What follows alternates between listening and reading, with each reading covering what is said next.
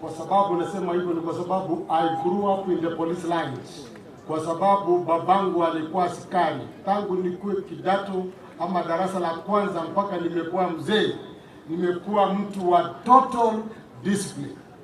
Kwa hivyo mimi sitajibu mambo mingi, nitaongea tu na heshima kubwa, na vile mheshimiwa Osoro amesema eti mimi ni mpole, that I agree.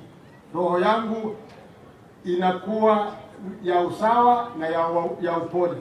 Osoro amekuwa rafiki yangu siku nyingi, so I want to agree with you that I am a very polite man, and I want to tell you more than that, I am a very disciplined person.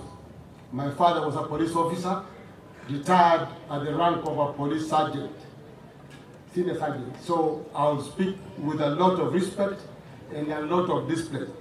Mgeni wa heshima, County Commissioner na timu yako yote ya security na watu wetu wote wa Etago na wakwani limbu ya mole.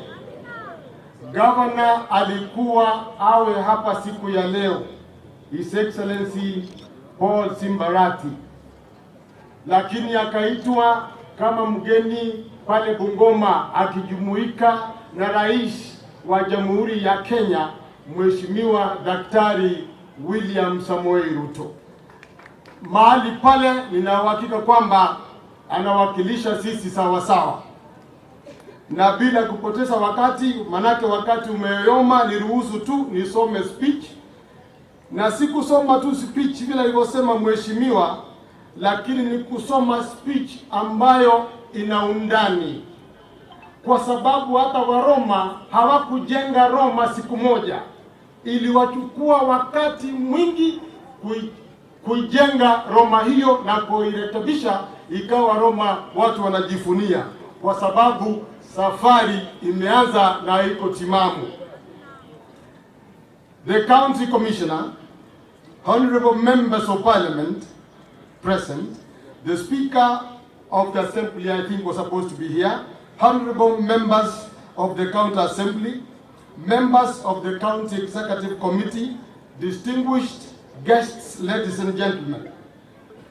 It's gratifying to join the residents of Kisii County and all Kenyans in observing this year's Madaraka Day anniversary. And today we celebrate 61 years of self-rule for our great country, Kenya, which we attained in 1963 after decades of struggle for freedom from bondage as a British colony. Ladies and gentlemen, indeed, the founders of this great nation of Kenya made sacrifices in independence struggle, and some paid the ultimate price, which is death. At the same time, we hail and appreciate the second generation of Kenyans patriots who selflessly fought for democracy, giving rise to constitutional reforms in the country. This has brought about the devolution, which has effectively given a practical meaning to Madaraka. The creation of the devolved governments in our country has brought renewed hope to our people, especially with the trickle down of resources to the grassroots. Ladies and gentlemen, my administration has taken a stance to ensure we make sure life is better for our people, and in line with this year's theme for Madaraka, which is on agriculture and food security. We are laying emphasis on food production and agro-processing. Equally, in our priorities, we have taken a holistic approach incorporating water services, infrastructure, housing, and health care, with ICT as an enabler. We are focusing on agriculture as a key driver of our economy in terms of employment, wealth creation, and food security and sustainability.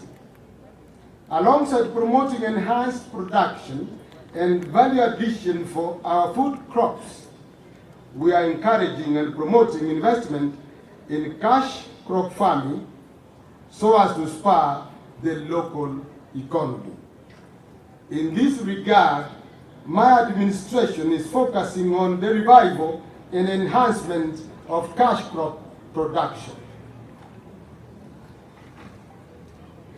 To help promote avocado processing in the county, we have nurtured 250,000 high-quality Hasa avocado seedlings at our nursery at Kisii Agricultural and Training Center, KATC, where an avocado processing plant is already operational.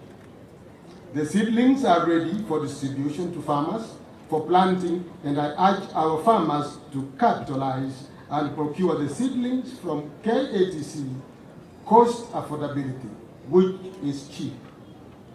In the same vein, working with the investor, the county government has operationalized the banana processing factory at ATC.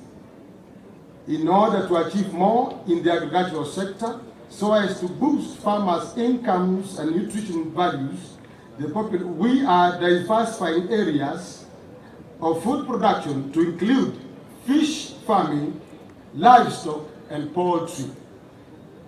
On dairy production, we have had milk coolers installed at various places across all sub-counties. The aim is to help our farmers in those areas in the aggregation of fresh milk for value addition to culminate in the production of our own local brand, Kisii Fresh. Ladies and gentlemen, in the health sector, we are improving farmers' growth. We are improving infrastructure.